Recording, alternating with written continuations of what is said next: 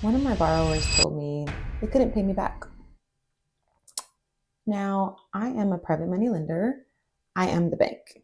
And as the bank, I had every legal right to foreclose on that property and get my money back. That's what lenders do. That's what the documents say I can do. That's how this works.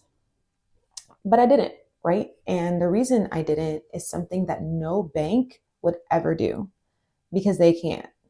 But I can. And today I am going to tell you exactly what happened, what I did instead, and why the flexibility you have as a private lender is the most underrated advantage in all of real estate investing.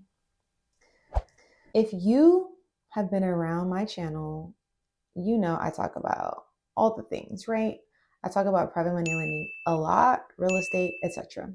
I use my self-directed IRA to fund loans. I've talked about the returns, the security, the documents, but I've also always told y'all borrowers can default. Things go sideways. And if you're going to be a lender, you need to know what exactly that looks like when it happens. Now, what nobody tells you is that when a borrower defaults, you have more options than just foreclosure or take the loss, right?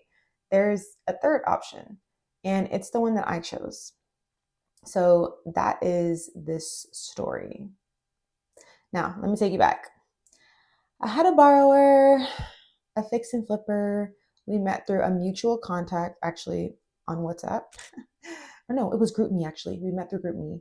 And that contact was also a real estate investor who had worked with this borrower before. So over the years, we had done several fix and flip loans together. And I always found this person to be transparent, vulnerable, and trustworthy. And so we had a great thing going. Now, we had done more than 5 loans together already by the time this happened. And every single one had been smooth. Payments on time, project completed, work was excellent, loan was paid off. This was someone whose work I believed in. Someone with a track record, not just some random person off the street, right? Now, this particular deal, it was a 3-bed, 2-bath home of about 1,450 square feet located in Houston, Texas, and it needed a full gut job. The loan that I gave was for $50,000 with a flat fee of 20% of the loan amount for 6 months with late fees built in every 20 days that it was late. And the loan was structured as a single balloon payment, which in this case means the full principal plus the flat fee is due at the end of the loan, right? Which is called the maturity date. Standard fix and flip structure that I use. I've done this a dozen times, and for a while, everything was on track, right? Updates were coming in, the renovation was moving along. I was getting videos, FaceTimes, and this was just the part of private lending that I love, right? Low stress, hands off. I get to watch from the periphery. It felt exactly like being the bank, right? Until it didn't. Now, a few months before the loan was due, the borrower reached out to me, and this is the part that matters the most, right? They didn't ghost me. They didn't wait until the due date and then disappear.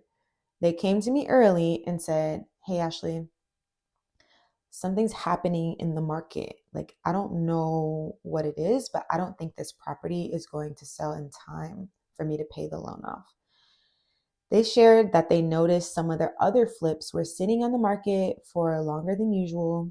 And because of that, they predicted that a shift was happening in the market, like shift from a seller's market to a buyer's market. These are things that we hear about all the time, right? Like, oh, it's a buyer's market, whatever.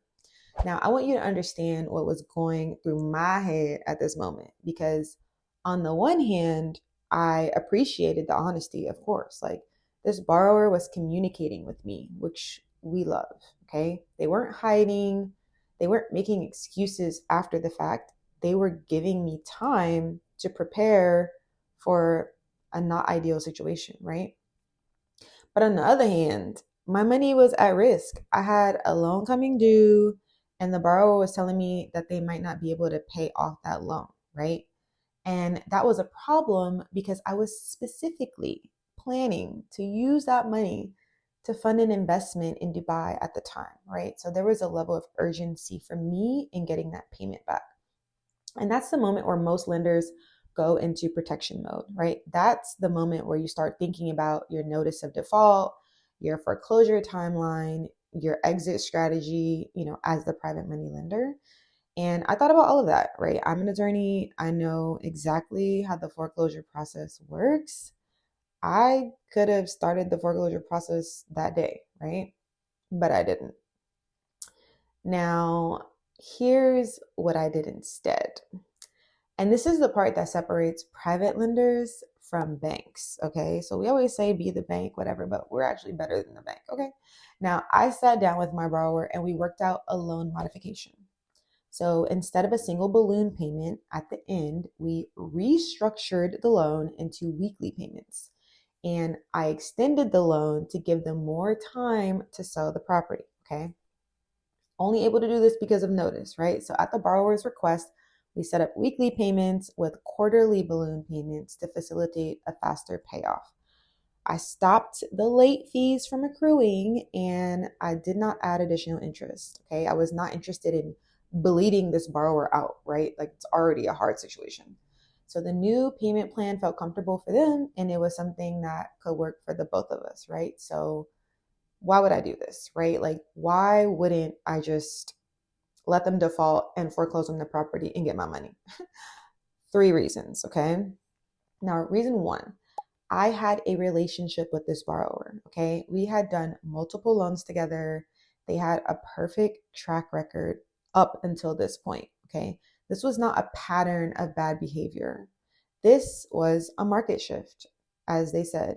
And I believe in preserving relationships with the person if they have earned that, okay? Not just off rip. Reason two, the collateral was still there, right? The property still existed. The renovation was mostly done. It was still secured. My loan was still secured by real estate. My position hadn't changed. The asset was just taking longer to liquidate than either of us had expected. And the third reason, and this is the one that most people miss, right? So foreclosure is not free. It really isn't. There's attorney fees, there's recording fees, publication costs, carrying costs during the process. And then what? You take the property back and now you have to sell it. So in the same market that the borrower could not sell it in, foreclosing doesn't magically make the market problem go away, okay? It just transfers the problem from the borrower to you, okay? Now, a bank cannot do what I did.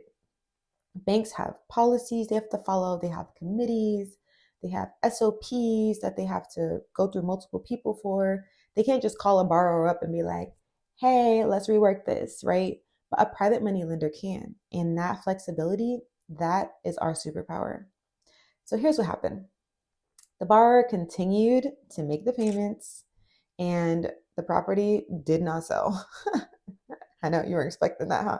So there really was a market shift, and this resulted in the borrower having several listings just sitting idle on the MLS.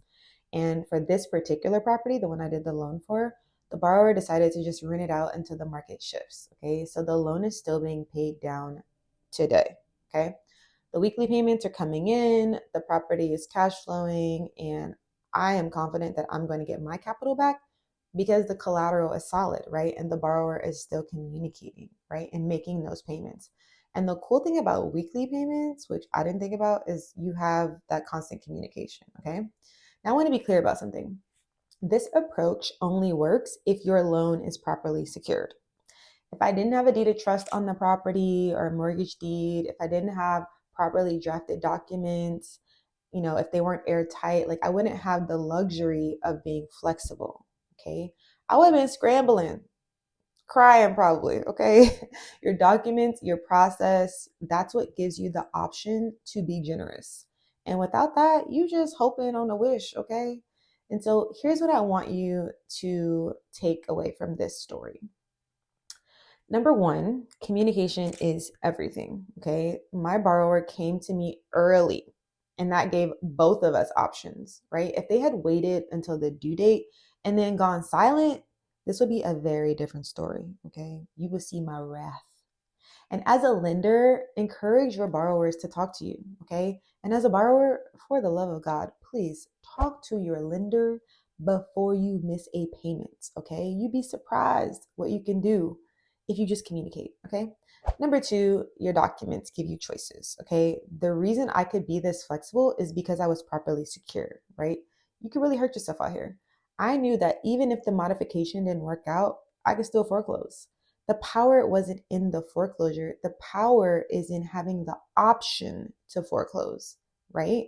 Options is power. Number three, relationships really matter in private money lending, right? This is not Wall Street. This is not a faceless transaction. You are dealing with real people, and sometimes the best financial decision is also the best human decision, right? And number four, this is why private lending beats being a landlord. Look, you heard it from me, all right? When my tenant stopped paying rent, okay, I had to go through the eviction process and still wasn't collecting money. Now, when my borrower couldn't make their balloon payment, I picked up the phone and restructured that loan in one conversation. One conversation. No court, no sheriff, no 3 a.m. phone calls, just two adults figuring it out. Simple, okay? Now, if you're thinking about private money lending and you want to understand, like, how do I structure my loans, right? So that I have options. Like, how do I do this properly so that I don't hurt myself? Tons of people are afraid of default, right? And when you want to structure things so that, when they go right versus when they go wrong, you have an actual guide to help you. I have a guide that walks you through the documents, the terms, the protections you need. And that link is in the description. Okay. Of course, I can't give you everything in a document, but it's enough, right? And if you want to see how I fund my private loans using tax-free accounts such as a solo 401k or SD IRA, I'm going to link that video for you too. Now, drop a comment. Let me know. Have you ever worked out a deal with a borrower instead of foreclosing?